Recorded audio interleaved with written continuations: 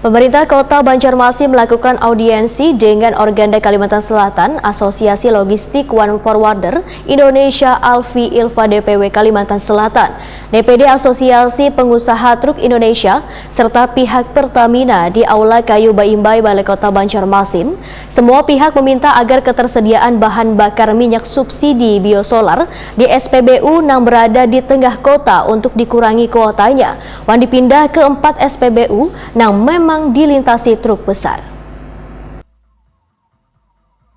Pemerintah Kota Banjarmasin melakukan audiensi dengan Organda Kalimantan Selatan serta Asosiasi Logistik One Forwarder Indonesia Alfi Ilva DPW Kalimantan Selatan, DPD Asosiasi Pengusaha Truk Indonesia Aptrindo, serta pihak Pertamina di Aula Kayu Baimbai Balai Kota Banjarmasin, Jan R.E. Marta Dinata, Banjarmasin Tengah, Jelang Tengah hari Rabu 3 Agustus 2022. Asisten 2 Bidang Pembangunan dan Perekonomian Doyo Pujadi Wetakuni Prima TV usai pertemuan memedahkan audiensi ini mendapatkan hasil yang telah disepakati, yaitu semua pihak meminta agar ketersediaan bahan bakar minyak subsidi biosolar di SPBU yang berada di tengah kota untuk dikurangi kuotanya dan dipindah ke 4 SPBU yang memang dilintasi truk besar.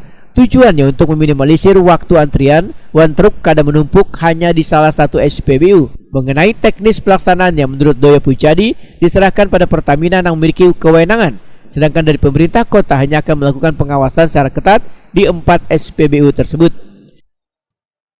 Hari ini diadakan rapat untuk menyelesaikan persoalan itu. Dihadiri oleh Forkopimda, termasuk dari Dewan, Pertamina, APR hadir. Yang intinya adalah angkutan logistik barang dari pelabuhan yang dalam hal ini di bawah Organda, ada juga Alfi, ada Askindo kan, itu supaya lancar. Seperti apa?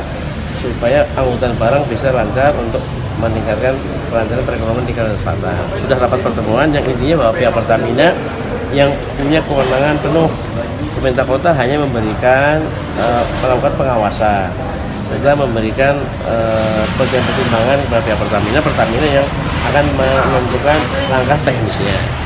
Disepakati bahwa untuk kebutuhan kuota itu kalau dari pihak Organda sudah nggak masalah, artinya kuota yang ada sudah cukup. Cuman dari armada di Askindo dan Alfi masih kurang. Sudah ada kesepakatan bahwa akan dilakukan pergeseran. Doyo Pujadi menambahkan, melalui pengaturan ini, maka upaya memenuhi kebutuhan BBM biosolar subsidi kepada beban supir truk ke depannya diharapkan karena tidak lagi menimbulkan keluhan.